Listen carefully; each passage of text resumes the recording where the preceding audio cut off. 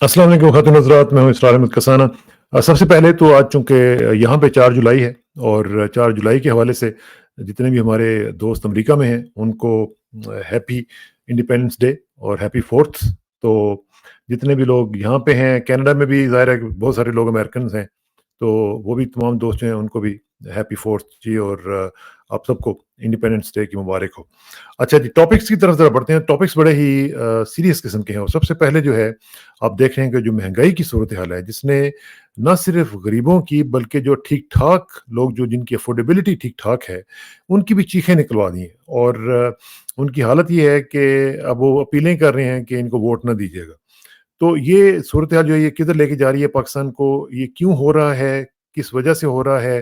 پھر ہم ساتھ ہی دیکھ رہے ہیں کہ اس سے ریلیٹڈ ایک جو پورے پاکستان میں پیٹرول کے حوالے سے جو تمام پیٹرول پمپس ہیں ان کی سٹرائک جو ہے وہ شروع ہو گئی ہوئی ہے۔ یہ صورتحال جو ہے یہ کس طرف لے کے جا رہی ہے؟ پھر ساتھ ہی ساتھ ہم دیکھیں جو قاضی فائز عیسیٰ صاحب جو ہیں وہ دن بدن لگتا یوں ہے کہ جیسے اپنا ذہنی توازن جو ہے وہ کھو رہے ہیں۔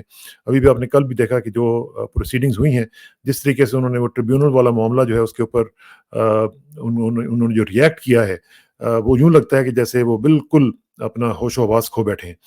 اور ساتھ ہی ساتھ ہم دیکھ رہے ہیں جو بینچ فکسنگ ہے وہ بھی اپنے عروج پہ ہے، اور یہ بھی آپ نے پڑھ لیا ہوگا کہ پنجاب کابینہ جو ہے اس نے ایک سیڈیشن کیس جو ہے وہ عمران خان صاحب کے لیے وہ تیار کر دیا ہے، اور اب اس کو پرسو کیا جائے گا۔ اور اس کے باوجود کہ پوری دنیا سے اب اپیلیں آنی شروع ہو چکی ہوئی ہیں، including the U N, including the US Congress, کہ عمران خان کو رہا کیا جائے، اور یہ سب کچھ سلسلہ چل رہا ہے۔ اس تمام صورتحال کا ذرا جائزہ لیتے ہیں۔ ہمیں جوائن کر رہے ہیں ٹورنٹو سے ہمارے بہت ہی محترم جناب کرامت اللہ غوری صاحب، سابق سفیر ہیں پاکستان کے، اور انہوں نے پاکستان کے لیے زندگی بھر پاکستان کی سروس دی ہے، اور ساتھ کتب بھی لکھی ہیں، ساتھ بہت اچھے شاعر بھی ہیں۔ ان سے ذرا بات کرتے ہیں غوری صاحب۔ السلام علیکم غوری صاحب۔ وعلیکم السلام کسانہ صاحب، خیریت سے ہیں آپ؟ بہت شکریہ جی، اللہ کا شکر ہے جی، اللہ کا شکر ہے۔ لیکن یقین مانیں کہ ہم تو یہاں پہ بہت بہتر حالت میں ہیں، لیکن جو ہمارے پاکستان کے ہمارے جو ہم وطن ہیں وہ کچھ اچھی حالت میں نہیں ہیں، اور جب بھی ان کا حال سنتے ہیں تو دکھ ہوتا ہے۔ آپ بھی ظاہر ہے کہ دکھی ہوں گے۔ کس طریقے سے آپ دیکھ رہے ہیں جی یہ جو مہنگائی والا معاملہ ہوا ہے، جس نے واقعتاً لوگوں کی جو ہے نا وہ ریڑھ کی ہڈی بلکہ توڑ کے رکھ دی ہے، تو اس کو آپ کس طرح دیکھ رہے ہیں جی سر، اس سچویشن کو؟ بلا شبہ کسانہ صاحب، غریب عوام کی کمر تو پہلے ہی مہنگائی نے توڑی ہوئی تھی۔ اب تو مشکل یہ ہو گئی ہے کہ وہ سفید پوش طبقہ جو ملک کی معیشت کی ریڑھ کی ہڈی سمجھا جاتا ہے، اس کے لیے اپنی سفید پوشی کا بھرم رکھنا بہت ہی دشوار ہوتا ہے۔ ٹھیک ہے، صحیح بات۔ نئے بجٹ کا آپ ذکر کر رہے تھے، نئے بجٹ میں کیا ہوا ہے؟ وزیر خزانہ صاحب نے جو پہلے میں کہوں گا جو ڈینگے ماری تھی بجٹ کے لانے سے پہلے، وہ یہ تھا کہ ہم ٹیکس بیس کو بڑھائیں گے اور ان لوگوں کو ٹیکس نیٹ میں لے کر آئیں گے جو اب تک اس سے باہر ہیں۔ لیکن ہوا، ہم نے کیا دیکھا؟ ہم نے یہ دیکھا کہ وہ طبقہ جس پر ٹیکسوں کا بوجھ پہلے ہی سے بہت لدا ہوا تھا، اس پر مزید ٹیکسوں کا بوجھ لاد دیا گیا، اور اس میں سب سے زیادہ مظلوم طبقہ وہ ہے جو تنخواہ دار ہے، اس لیے کہ وہ کسی طرح سے ٹیکس کی ادائیگی کو روک نہیں سکتا۔ اس کا ٹیکس تو اس کی تنخواہ کا چیک بننے سے پہلے کٹ جاتا ہے۔ تو مزید یہی کہ وہ مرے کو مارے شاہ مدار، وہ آپ نے سنا ہوگا۔ تو وہ طبقہ جو پسا ہوا تھا، جس پر پہلے ہی سے ٹیکسوں کا بوجھ بے تحاشا تھا، اس کو مزید زیر بار کر دیا گیا ہے۔ اور یہ لمحہ میں سوچتا ہوں کہ پاکستانی قوم کے صبر کو آزمایا جا رہا ہے۔ دیکھیے، آپ نے انقلاب فرانس کی تاریخ پڑھی ہوگی۔ انقلاب فرانس کہاں سے شروع ہوا تھا؟ جب لوگوں نے یہ کہا تھا کہ ان کے پاس کھانے کو روٹی نہیں ہے، اور اس وقت جو فرانس کی اشرافیہ تھی، جو ملکہ میری اینٹونیٹ تھی، انہوں نے عوام کو یہ طعنہ دیا تھا کہ اگر روٹی نہیں مل رہی تو کیک کیوں نہیں کھا لیں۔ تو پاکستانی غریب طبقے کو، بلکہ اس کے ساتھ ساتھ پاکستان کے جو واقعی شریف طبقہ ہے جو واقعی سفید پوش ہے، جو اپنی روایات کا پابند ہے، جو اپنے بھرم کو رکھنا چاہتا ہے، اس کے لیے زندگی بہت دشوار ہو چکی ہے۔ اور یہی وجہ ہے کہ ہم دیکھتے ہیں کہ پاکستان سے نوجوان نسل خاص طور پہ نقل مکانی کر رہی ہے، ہجرت کر رہی ہے۔ جس نوجوان کو کہیں بھی باہر کی دنیا میں کوئی آسرا نظر آتا ہے وہ وہاں ہجرت کر جاتا ہے۔ یہ جو مایوسی ہے، یہ جو اپنے مستقبل کے اور اپنے ساتھ ساتھ اپنے ملک کے مستقبل سے جو مایوسی، جو ابتری، جو بدحالی کی فضا ہے، یہ بہت ہی نقصان دہ ہے۔ اور ان لوگوں کو جو یہ سب کچھ کر رہے ہیں ان کو سوچنا چاہیے کہ دیکھیے، ان کی تمام شان و شوکت، تزک و احتشام پاکستان کے واسطے سے ہے، بے پاکستان شک، کے بے حوالے شک، سے۔ بے اگر شک، خدا خاصہ پاکستان نہیں رہے گا تو وہ کہاں جائیں گے؟ یہ یہ بالکل ضرور صحیح ہے کہہ رہے ہیں آپ۔ کہ ان لوگوں نے تو اپنا انتظام باہر کر رکھا ہے، وہ ہر ایک کی، وہ جو ہماری اشرافیہ، نام نہاد اشرافیہ ہاں، کہلاتی ہے، ان سب کے پاس اپنے اپنے ٹھکانے ہیں باہر کی دنیا میں۔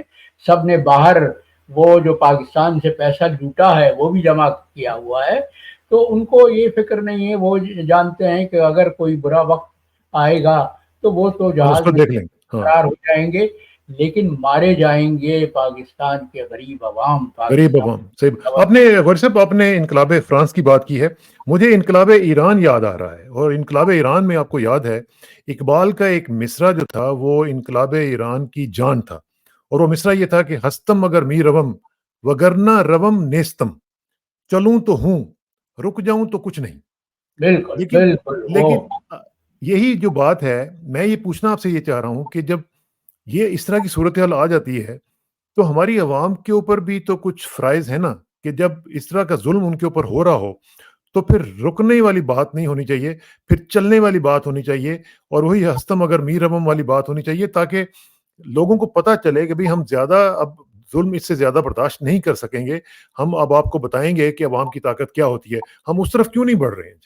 کسانہ صاحب، یہی تو رونا ہے، یہی تو بد نصیبی ہے جس کا مجھ جیسے لوگ ماتم کرتے ہیں کہ عوام پر یہ تمام مصائب کا بوجھ لادا جا رہا ہے، ان کی کمر توڑ کے رکھ دی گئی ہے، ان کے صبر کو اس حد تک آزمایا جا رہا ہے جہاں پہ صبر ٹوٹ جاتا ہے۔ دیکھیے، صحیح بول صبر کی بھی کوئی انتہا ہوتی ہے، کوئی برداشت کرنے کی قوت ہوتی ہے، لیکن پاکستان کا جو معاشرتی نظام ہے، جو سوشل سسٹم ہے، اس میں عوام کو، غریب طبقے کو تو خاص طور پہ اس طرح سے کچل دیا گیا ہے کہ وہ سب کچھ ان کو اس لیے ہے کہ دیکھیے، جاگیردار کے ساتھ ملا کی طاقت ہے۔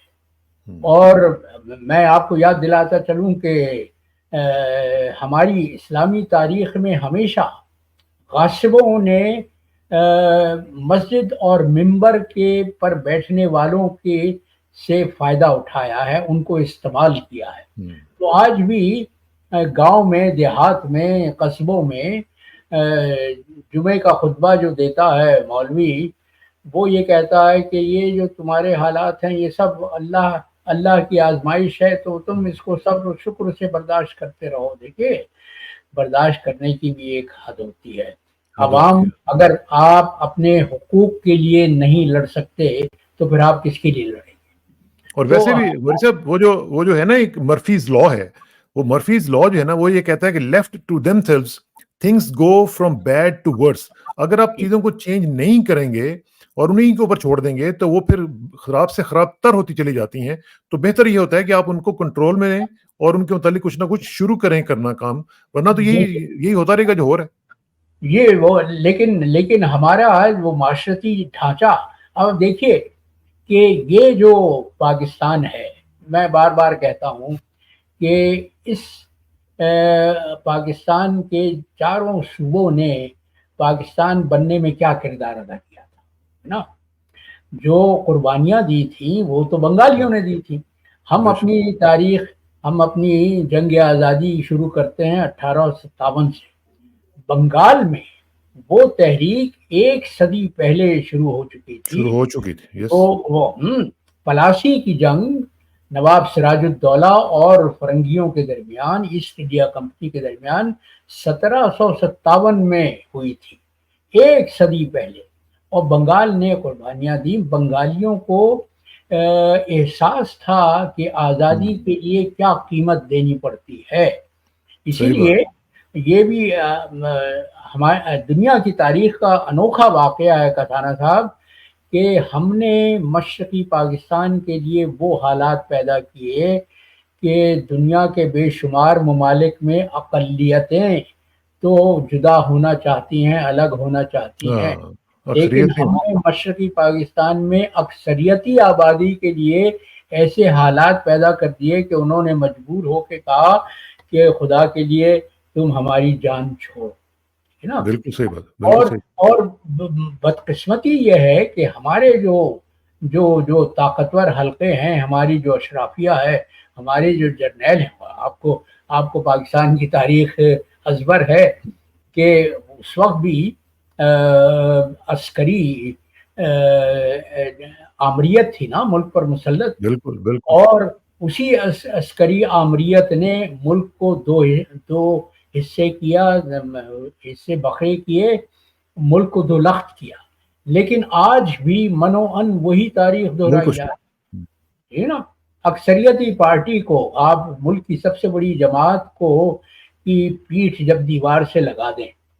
اور آپ نے دیکھا آج میں ابھی پڑھ رہا تھا کہ آج سینٹ نے بھی وہ بل پاس کر دیا جو پارلیمان میں منظور ہوا تھا، جس کے تحت ریٹائرڈ ججز کو جی پینشن. الیکشن ٹرائیبیونلز میں مقرر کیا جائے گا، جی لگایا جی جائے جی. گا. ہاں.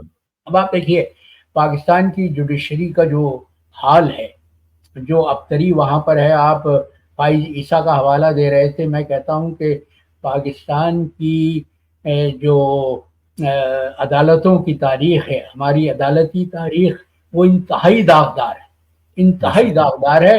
لیکن اب جو فائز عیسیٰ صاحب کی سربراہی میں سپریم کورٹ ہے، تو فائز عیسیٰ تو وہ کردار ادا کر رہا ہے کہ جس طرح سے خزانے پر ناگ بٹھا دیا جاتا ہے، اسی طرح انصاف کے اور عدل کے حصول کی راہ میں جسٹس فائز عیسیٰ نام نہاد چیف جسٹس وہ ناگ بنا بیٹھا ہے. اور آپ نے دیکھا ہوگا اس کے جو ریمارکس ہوتے ہیں، جو جی جو ہاں.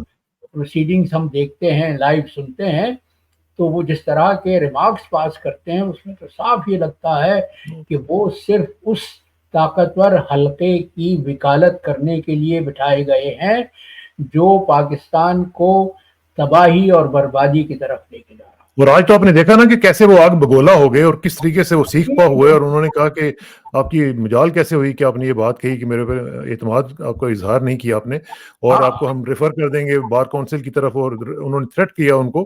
تو یہ تو مطلب ایک جب چیف جسٹس ہو وہ اپنا باعث، چلیں ہو سکتا ہے کسی کے اندر باعث بھی ہو، لیکن یہ ایسا چیف جسٹس ہے جو اپنا باعث بھی نہیں چھپاتا. نہیں انتہائی وہ جو سستے پن کی جذباتیت کا جو اظہار کرتے ہیں وہ کسی چیف جسٹس کے منصب کے مطابق نہیں ہے. بالکل وہ نفی کرتا ہے اس منصب کی جس منصب کو وہ فائز عیسیٰ پر لاد دیا گیا ہے. وہ آپ نے سنا ہوگا نا، وہ شیکسپیئر کا جو قول ہے کہ some are born great, some بالکل. achieve greatness and some have greatness thrust upon them. یس. تو جسٹس فائز عیسیٰ اس قبیلے سے ہے جس پر تھرسٹ کر دی. بڑائی لاد دی جاتی ہے، ہاں. لاد دی گئی ہے.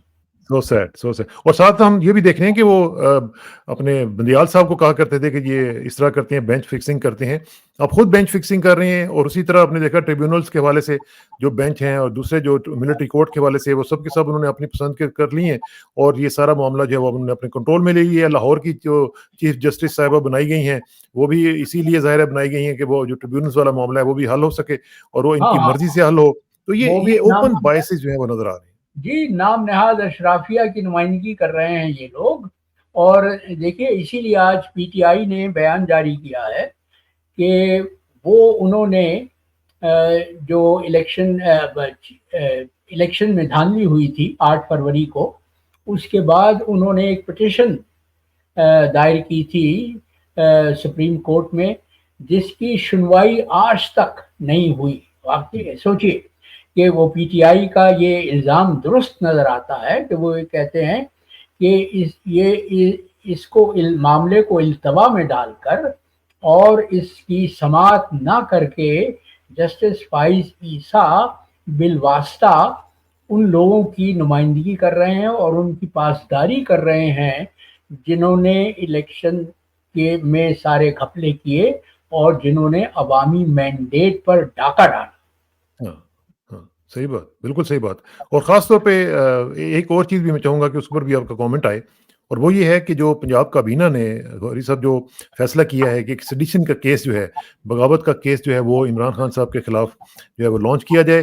اور چونکہ باقی تمام کیسز جو ہیں وہ اڑ گئے ہیں، ان میں اب کوئی جان نہیں رہی، اور اب ظاہر ہے کہ جو اگلا معاملہ ہے 12 تاریخ کو، اس کا بھی عدت والے کیس کا بھی فیصلہ آ جانا ہے، تو اس سے جی پہلے ان کو اس طرح کے کیس میں پھنسایا جائے. اور یہ خاص طور پہ اس وقت ہو رہا ہے جبکہ پوری دنیا سے اپیلیں آ رہی ہیں کہ جناب عمران خان صاحب کی جو رہائی ہے وہ شروع کی جائے، اس کا پروسیس. اور ان کی جو گرفتاری تھی وہ آربیٹریری تھی. یو این نے کہہ دیا، یو ایس کانگریس کی طرف سے آگی بات، امریکہ کے اندر سے مختلف لوگ جو ہیں وہ آوازیں اٹھا رہے ہیں، یو این کے سیکرٹری جنرل نے یہ بات کہہ دی ہے. تو میں تو ایک طائرانہ طور پہ یہ بات کر رہا ہوں، لیکن آپ کی چونکہ عمیق نگاہ اس کے اوپر رہتی ہے، تو آپ اس حوالے سے کیا کہیں گے؟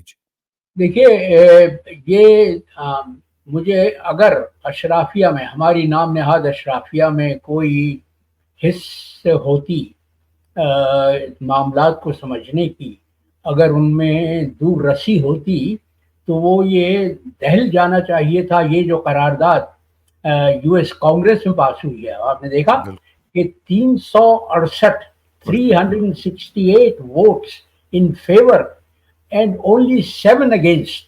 یس، اور کانگریس میں دیکھیے بائیڈن انتظامیہ کا رویہ تو پاکستان کے ضمن میں جو ہے وہ دنیا کو معلوم ہے، اس لیے کہ امریکنوں کا یہ رویہ رہا ہے ہر انتظامیہ کا کہ وہ جمہوریت کی اور انسانی حقوق کی باتیں تو بہت کرتے ہیں، لیکن باہر کی دنیا میں وہ آمریتوں سے، ڈکٹیٹرشپ سے ڈیل کرنا زیادہ پسند کرتے ہیں، اس لیے کہ ایک ڈکٹیٹر اپنے حق میں ہموار کر لینا، وہ جو ون ونڈو آپریشن کہلاتا ہے، وہ ایک ڈکٹیٹر کو اپنے حق میں ہموار کر لینا اور اس کے پھر پالیسیوں پر متاثر ہونا، تو وہ ان کے لیے بہت آسان ہے. لیکن یہ قرارداد پیش ہوئی ہے، منظور ہوئی ہے یو ایس ہاؤس آف ریپرزینٹیٹیوز میں، اور میں آج ہی پڑھ رہا تھا کہ پی ٹی آئی کے جو ایکٹیوسٹ ہیں امریکہ میں، انہوں نے یہ کہا ہے کہ اب ہم اس کو ایک سیڑھی اور اوپر لے کے جائیں گے، اس لیے کہ یہ جو وہ سینٹ میں لے کے جائیں گے، اور سینٹ سے اگر قرارداد منظور ہو جاتی ہے تو وہ پھر بائنڈنگ ہوگی. اس وقت بائیڈن انتظامیہ کا اصل امتحان ہوگا، یہ کسوٹی ہوگی جس پہ اس کے کردار کو پرکھا جائے گا کہ وہ جو انسانی حقوق کے اور جمہوریت کے علمبردار بنتے ہیں، دنیا میں نقیب بنتے ہیں، تو کیا واقعی وہ کچھ کرنے کے لیے بھی تیار ہیں جو وہ اپنے منہ سے ادا کرتے ہیں. صحیح بات. اور یہ جو صورتحال آپ نے بتائی ہے، خاص طور پہ یو ایس کانگریس کی جو بات آپ نے بتائی، پھر آپ نے یو این کا بتایا، یہ دونوں چیزیں جو ہیں نا، یہ دو لوگوں کو اڑا دیا انہوں نے، اور وہ ہیں ہمارے جو ایمبیسڈر صاحب تھے وہاں پہ، سردار مسعود خان صاحب، اور ساتھ ہی آپ دیکھ لیں گے جو منیر اکرم صاحب ہیں، دونوں کی چھٹی ہو گئی ہے، دونوں کو ریپلیس کر دیا گیا، اور کہا یہ جا رہا ہے کہ ان کو اس چیز کی سزا دی گئی ہے کہ ان کے ہوتے ہوئے اس طرح کی یو ایس کانگریس میں سے قرارداد منظور ہونا، پھر یو این کی طرف سے ورکنگ گروپ کی اس طرح کی بات آنا، تو وہ کہہ رہے ہیں کہ ان کی ناکامی ہے، اس طرح لوگوں کو بھیج دیا گیا، وہاں پہ نئے لوگ جا رہے ہیں. تو اس کو آپ کس طرح دیکھیں ایز این ایمبیسڈر؟ آپ کو تو ان سائٹس کا بھی پتا ہوگا سب کچھ. نہیں، منیر اکرم تو ویسے بھی کانٹریکٹ پہ تھے.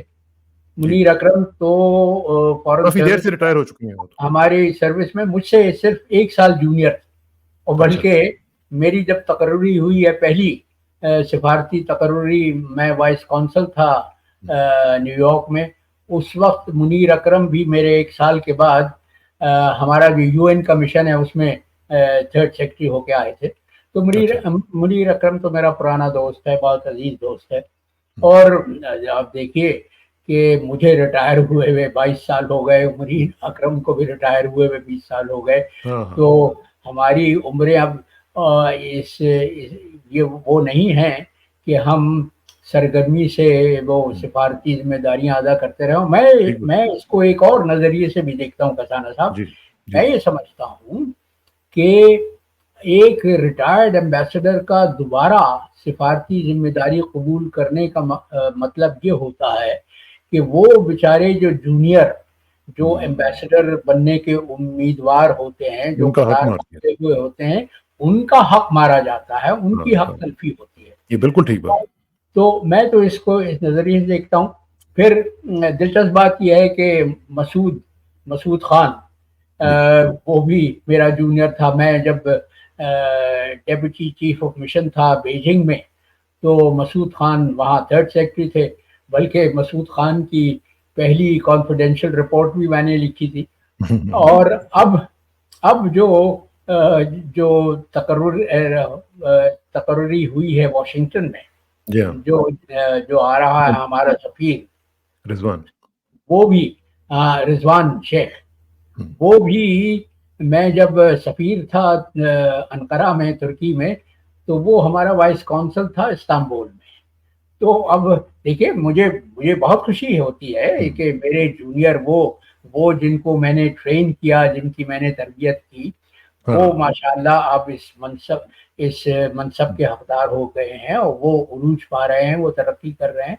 तो मेरे लिए तो ये बड़ी खुशी की बात है। देखिए वो कहते हैं ना कि दो लोग कभी अपने से छोटे को तरक्की करते हुए कुढ़ते नहीं है। एक तो उस्ताद अपने शागिर्द को तरक्की करते देखता है, और दूसरा बाप जब अपने बेटे को तरक्की की मनाजिल तय करते देखता है। बिल्कुल सही बात। तो मेरे लिए तो ज़ाती तौर पे बड़ी खुशी की बात है कि मेरे जूनियर्स इस तरक्की की मनाजिल तय कर रहे हैं। हाँ, लेकिन गौरी साहब एक और जरा इंटरनेशनल टॉपिक पे जरा थोड़ी सी बात आपसे, मेरी हमेशा कोशिश होती है कि इंटरनेशनल इश्यूज के ऊपर आपसे जरा जरूर राय ली जाए, क्योंकि आपका ताल्लुक इस हवाले से बहुत ज्यादा है बैनुल अक़वामी उमूर पे।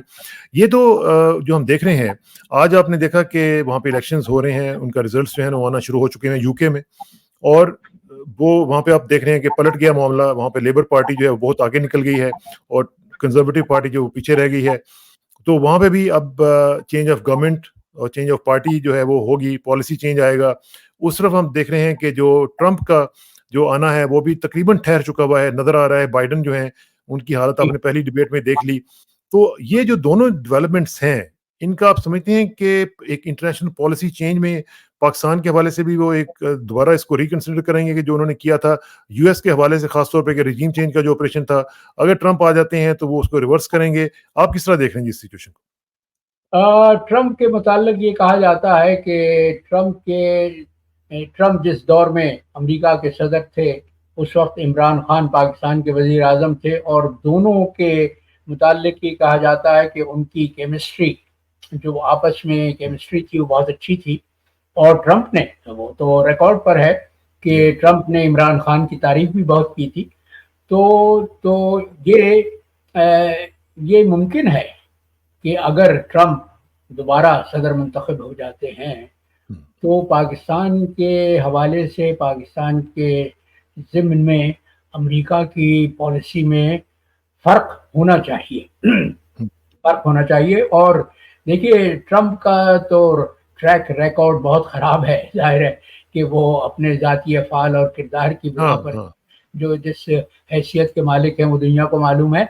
लेकिन फिर भी ट्रंप के जो 4 साला दौरे सदारत था, उसमें अमेरिका ने दुनिया में कहीं कोई नई जंग शुरू नहीं की।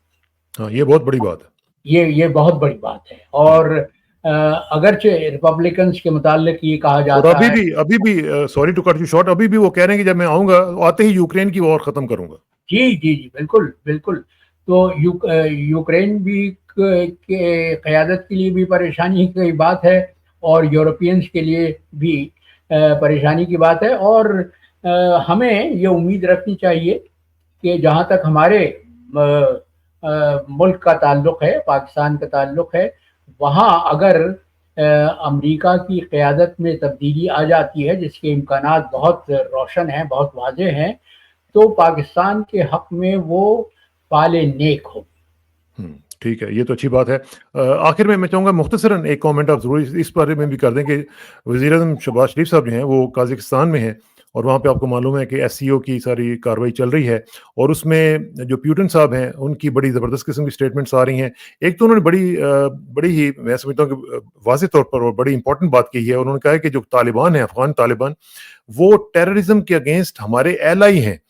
اب یہ جو صورتحال ہے، یہ کیا وہ پاکستان کو اشارہ کر رہے ہیں کہ جس طریقے سے پاکستان جو ہے وہ آج کل طالبان کے خلاف ہوا ہوا ہے، ان کے افغان گورنمنٹ کے ساتھ ہمارا پنگا شروع ہو چکا ہوا ہے، تو کیا پاکستان کو اشارہ کیا جا رہا ہے کہ بھئی اب ذرا جسٹ بیک آف، ابھی ان کے ساتھ اس طرح کی بات کرنے کی ضرورت نہیں ہے؟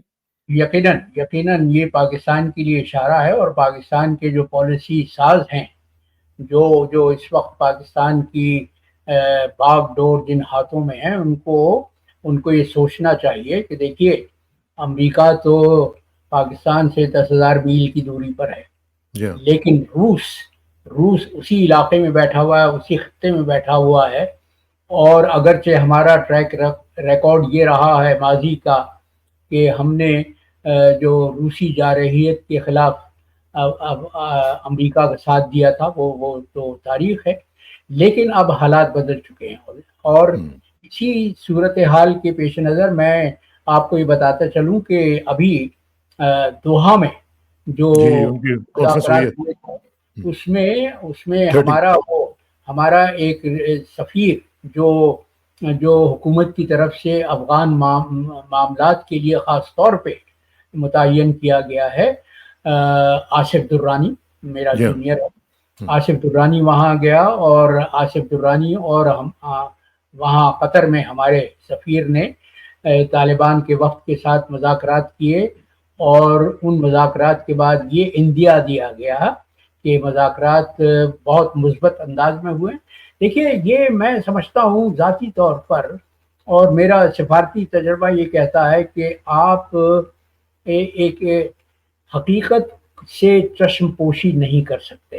دیکھیے طالبان کو اب 3 برس ہونے کو آئے ہیں کہ وہ افغانستان کے مالک و مختار ہیں، اور اس دوران انہوں نے دنیا میں کسی کے سامنے کشکول گدائی نہیں پھیلایا، وہ اپنے وسائل سے حکومت کر رہے ہیں، اور اپنی معیشت کو بہتر کر رہے ہیں وہ، اور معیشت کو بہتر کر رہے ہیں، اور اسی کو دیکھتے ہوئے دیکھیے ہمیں یہ بھی سوچنا چاہیے کہ ہم نے اپنے جو بہترین دوست کے ساتھ جو رویہ رکھا ہوا ہے چین کے ساتھ، وہ انتہائی نامناسب ہے، وہ ہمارے پاکستان کے مفاد میں نہیں ہے۔ ہم سی پیک کو نظر انداز کر رہے ہیں، اور سی پیک کے جو پروجیکٹس ہیں ان میں جو سست روی کا مظاہرہ ہماری طرف سے ہو رہا ہے وہ چینیوں کے لیے باعث تشویش ہے۔ لیکن دیکھیے چینی بہت دور رسی کے مالک ہیں، وہ جو کہا جاتا ہے نا کہ تمام انڈے ایک ہی باسکٹ میں نہیں رکھتے، ایک ہی ٹوکری میں نہیں رکھتے، تو انہوں نے پاکستان کے رویے کو، پاکستان کی سستی کو، پاکستان کی کاہلی کو دیکھتے ہوئے فوراً طالبان کے ساتھ اپنے تعلقات کو مضبوط کیا ہے، ان کو استوار کیا ہے، اور طالبان افغانستان میں وہ اب ریلوے لائن بچھا رہے ہیں چینی، جو ایران سے افغانستان کو کنیکٹ کر دے گی، اور اس طرح جو ان کے لیے جو وسطی ایشیا کے ممالک تک بہار کو یوز کر لیں گے گوادر کی بجائے، وہ اس راہداری کو استعمال کر لیں گے، تو پاکستان پر وہ تکیہ تمام تر نہیں کر رہے ہیں، لیکن ہمارے اپنے مفاد میں یہ ہے کہ ہم چین کو اس حد تک ناراض نہ کریں، اور امریکہ کی وکالت میں اس حد تک نہ جائیں کہ ہم اپنے بہترین پڑوسی سے، اپنے بہترین دوست سے، جس نے ہر مشکل وقت میں ہماری مدد کی ہے۔ کسانہ صاحب، میں چین میں رہا ہوں 3 سال، میں بہت سی باتیں ایسی ہیں جو میں نہیں کر سکتا اس پلیٹ فارم سے، لیکن چین نے ہماری उन हालात में मदद की है जब दुनिया में कोई और कोई नहीं मुल्क करता। हमारी मदद करने के लिए आमादा नहीं था, तैयार नहीं था, बल्कि दुनिया की सबसे बड़ी ताकत ने हर तरह की हमारे खिलाफ सैंक्शंस लगाई हुई थी हाँ, ना। पाकिस्तान पर जो इल्ज़ाम अमेरिका की तरफ से था कि पाकिस्तान इस्लामी बम बना रहा है, उस पर उसको भी उन्होंने मदद उसको जवाब बनाकर हर तरह की हाँ, पाबंदियां हम पर लगाई गई थी। प्रेस्लर अमेंडमेंट आपको याद होगा, जी, ब्राउन अमेंडमेंट बाद में फिर आई तहत फिर। हम पर पाबंदियां लगाई गई थी और जो बाइडेन साहब भी उस कानून को हिस्सा थे। पास करवाने में शामिल थे, जिसके तहत हम पर पाबंदियां लगाई गई। एब्सोल्युटली। चलें, इस पे हम इंशाल्लाह सिलसिला गुफ्तगू जारी रखेंगे। गौरी साहब का बहुत-बहुत शुक्रिया। Thank you very much for your time ji. C you soon. अस्सलाम वालेकुम। इंशाअल्लाह।